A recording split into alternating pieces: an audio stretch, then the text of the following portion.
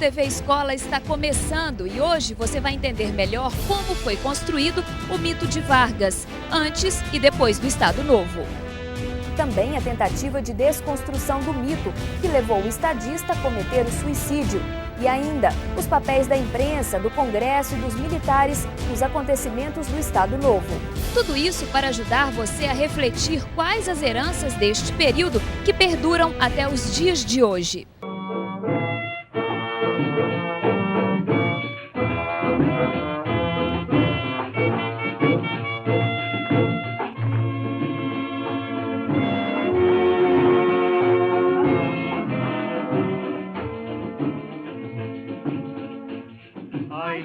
Da manhã, quando brilha na amplidão, vai lembrar uma saudade que guardei no coração. Oh, a estrela da manhã, quando brilha na amplidão, vai lembrar uma saudade que guardei no coração. E aí, já assistiu a teleaula de hoje? Não? Ah, tá fora de Minas? Ah, mas não tem problema não, eu também estou no hotel. E basta você acessar o site da Assembleia que dá para ver a teleaula de hoje, que vai falar sobre Getúlio Vargas e o golpe de 37. Ah, então tá. Tá, eu vou desligar que já está começando aqui, tá ok? Então tá, tchau. Afinal, vamos ver o que fez realmente Getúlio Vargas naquela época? Getúlio Vargas soube perceber a força da presença do trabalhador urbano e estabelecer uma política trabalhista que tivesse como objetivos principais reprimir os esforços de organização da classe trabalhadora urbana fora do controle do Estado, comunistas e anarquistas, e atraí-la para o apoio difuso ao seu governo. Na Constituição de 34 já transpareciam dispositivos que tratavam da legislação trabalhista. Proibição de diferença de salários para o mesmo trabalho, por motivo de idade, sexo, nacionalidade ou estado civil. Salário mínimo, regulamentação do trabalho das mulheres e dos menores, descanso semanal, férias remuneradas e indenização na demissão sem justa causa. A Constituição Brasileira de 34 ainda incorporou princípios do federalismo e deixou aos estados competências específicas e princípios obrigatórios.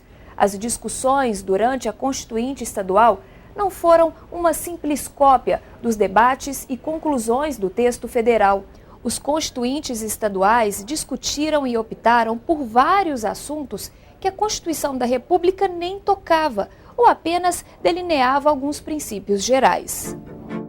Isso explica a intensidade e o empenho com que foram tratados alguns temas, como a volta do unicameralismo, o fim do Senado estadual, a representação classista e as condições de elegibilidade. Também foram incluídas nas discussões as imunidades parlamentares, a concessão de licença aos deputados para assumirem outros cargos, as delegações legislativas e a elaboração dos orçamentos. Foi com a Constituição de 34 que se introduziu inovações expressivas no tocante à iniciativa popular por meio de comissão especial no intervalo de suas sessões. Integralistas e comunistas se enfrentaram o tempo todo ao longo dos anos 30. Os primeiros apelando para concepções e programas conservadores atrelados à família e à pátria. Os comunistas contra o imperialismo e a favor da luta pela reforma agrária. Ambos contra o Estado liberal, considerado limitado, oligárquico e fraco diante das várias facções em disputa. A dificuldade de organização das classes, da formação de associações representativas de partidos políticos, fez das soluções autoritárias uma atração constante, não só para os conservadores, como para os liberais e a esquerda. O autoritarismo, por isso mesmo, logo se impôs entre nossas elites como uma praxis política por excelência, sobrepondo-se ao modelo formal e jurídico da liberal democracia.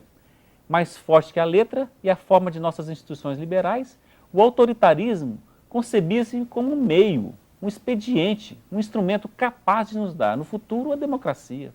A Lei de Segurança Nacional, conhecida como Lei Monstro, foi aprovada após tramitar por longo período no Congresso e ser objeto de acirrados debates. Era um contexto de crescente radicalização política, pouco depois de os setores de esquerda terem fundado a Aliança Nacional Libertadora. Nos anos seguintes à promulgação, a lei foi aperfeiçoada pelo governo Vargas, tornando-se cada vez mais rigorosa e detalhada. Em setembro de 1936, sua aplicação foi reforçada com a criação do Tribunal de Segurança Nacional. Não havia como prever um golpe de Estado, mas a ditadura estado-novista apenas explicitou formalmente uma realidade cultural e política pré-existente, instituindo o autoritarismo como regime de Estado. O pretexto para o golpe que instituiu o Estado Novo em 1937 foi o mal explicado Plano Cohen, que previa uma insurreição comunista no país. O Estado Novo é consequência da Revolução de 30, no sentido de afastar de vez as forças oligárquicas que ainda persistiam no período de 30 a 37 e instituir um modelo de gestão administrativa baseado em órgãos técnicos no interior do aparelho de Estado. Fechados o Congresso Nacional, as Assembleias e as câmaras municipais, seriam indicados interventores em cada estado dispostos a obedecer a uma centralização total no Rio de Janeiro. A partir de 1937, a supressão dos órgãos legislativos e a submissão dos interventores ao Executivo Federal, se não foram bastantes para liquidar localmente a dominação oligárquica, tornaram-se inviável sua função de promover a articulação política dos subsistemas regionais em plano nacional. O federalismo desaparece na cerimônia simbólica da queima das bandeiras dos estados. Na praia do Russell, realizou-se a festa da bandeira com grande imponência. Comparecendo a esta solenidade cívica, os senhores presidentes da República, ministros de Estado, corpo diplomático e altas autoridades civis e militares. Abolimos as bandeiras e escudos estaduais e municipais, os hinos regionais e os partidos políticos. Tudo isso se fez visando consolidar a unidade política e social do Brasil. Mas, afinal, todos concordavam com o novo regime? Nem todos. O novo regime representou uma ampla aliança da burocracia civil e militar e da burguesia industrial para promover a industrialização do país sem conflitos sociais. O novo regime autoritário contava com apoio formal e informal das Forças Armadas e da classe trabalhadora. O Estado exercia tutela sobre a organização sindical para impedir a livre expressão de interesses, para restringir ou suprimir a utilização de certos recursos políticos, sobretudo a greve, e para cercear alianças intersindicais que propiciassem a criação de centrais operárias autônomas. Assim, o governo equilibrou-se entre diferentes interesses, inclusive agrários, e ainda atento e sensível ao que se passava no mundo. E no mundo, em 1939, explodiu uma guerra que era impossível prever o fim. No início da Segunda Guerra, o Brasil precisou decidir se apoiava os alemães ou os aliados. Mas o ataque a 5 navios mercantes brasileiros forçou o Brasil a declarar guerra. No momento de perigo, todos os brasileiros acorrerão à defesa da bandeira. E eu estarei convosco, pronto para lutar, para vencer, para morrer. Que curioso! Em 1930, Minas conspirou e foi o único estado a não sofrer intervenção pelo governo federal. Em 1937, Minas conspirou e foi um dos poucos estados a não sofrer intervenção pelo Estado Novo. Afinal, Minas é uma palavra maleável da teoria conspiratória da história, que dissolve os interesses de conflito entre facções rivais? É isso que reforça o mito da nossa mineiridade como fiel da balança política?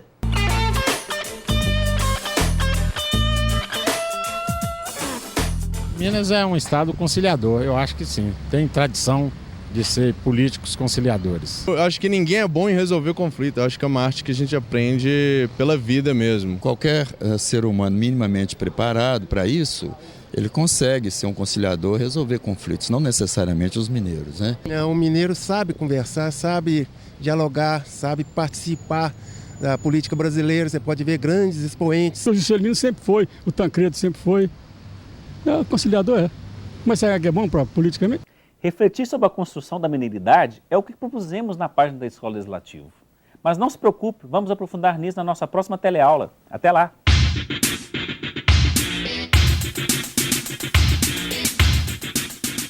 Na teleaula de hoje, você relembrou fatos históricos que levaram ao Estado Novo, como a inclusão da classe trabalhadora no cenário político, a Lei de Segurança Nacional e o papel de Getúlio Vargas no golpe de 37. A conciliação de interesses da burocracia, dos militares e da classe trabalhadora em torno de um governo autoritário busca o desenvolvimento industrial e marca todo o período do Estado Novo. Nos encontramos na próxima teleaula. Até lá!